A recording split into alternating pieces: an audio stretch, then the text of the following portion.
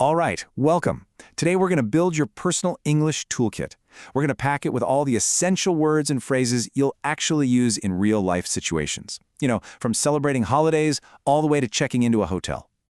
Have you ever been there? You're in a new place, maybe a new social setting, and your mind just goes completely blank. You know exactly what you want to say, but you just can't grab the right words. It happens to everyone, and today we're going to fix that. So, think of this session as us building that toolkit together. Every new word, every phrase, it's another tool we're adding. The whole point is to give you what you need to feel confident and communicate clearly when those real-life moments happen. Let's start with our very first tool for a situation that pops up every single year, New Year's. It's all about fresh starts, right? And it comes with a really common cultural tradition in a lot of English-speaking countries. And that tradition is the New Year's resolution. A resolution is basically a promise you make to yourself for the year ahead. You'll hear people say things like, "My resolution is to hit the gym more," or "I'm resolving to read one book a month." It's all about that big push for self-improvement. But here's the thing, and this isn't really a key cultural phrase.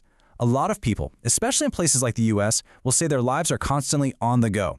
That just means they're always busy, always rushing around.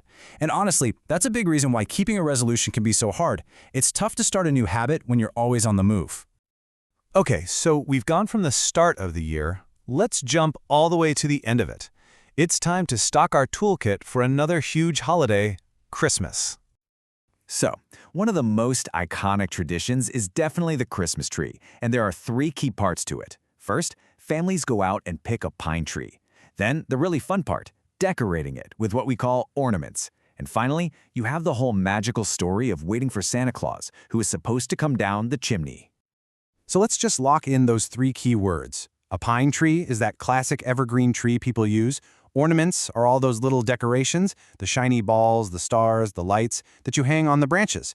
And the chimney, well, that's the part of the house famous for being Santa's front door. All right, our toolkit is looking good for holidays. Now, let's add some really practical tools for everyday outings and travel. I promise, knowing the right words here makes a world of difference. Okay, let's say you're heading to the nail salon. The specific treatment for your hands and nails? That's called a manicure. So you'd walk in and say, "Hi, I'd like to get a manicure." Simple as that. And the person who does it for you is the manicurist. Now for travel. Picture this. You walk up to a hotel front desk. This next phrase is your golden ticket. It works every time. "Hi, I have a reservation under the name," and then you just say your last name. It's polite, it's super clear, and it just gets everything started on the right foot. But we all know things don't always go that smoothly. You say your name, and the person at the desk gets that confused look. They're scrolling through their computer, and they just can't find your booking. It's a bit of a stressful moment for sure, but don't worry, we have a tool for this exact situation. And here it is, a fantastic word for your toolkit: mix-up. See, saying something like, "You made a mistake," can sound a little confrontational.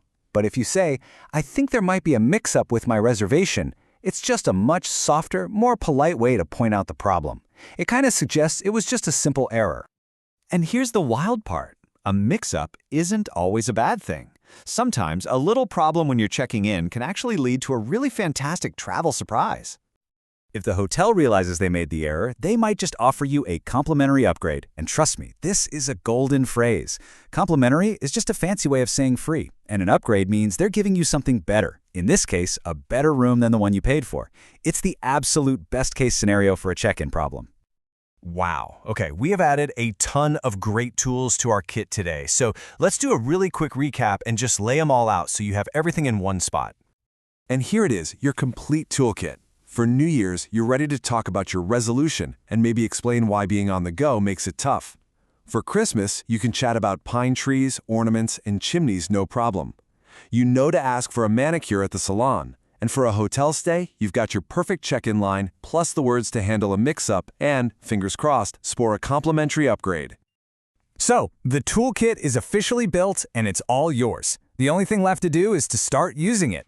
So, what do you think? Which one of these new phrases are you going to try out first? Thanks so much for joining me, and I'll see you next time.